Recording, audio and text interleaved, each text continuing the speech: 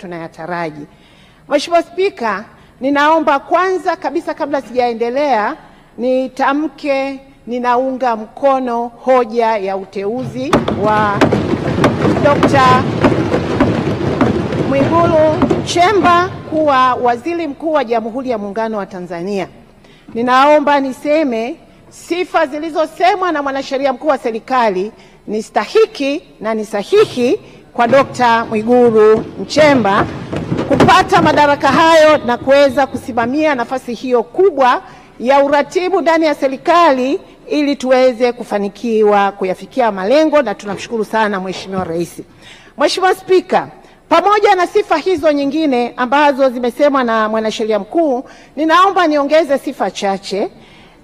Ya kwanza, Daktari Mwigulu Nchemba ni mtu wa maono. Anayo maono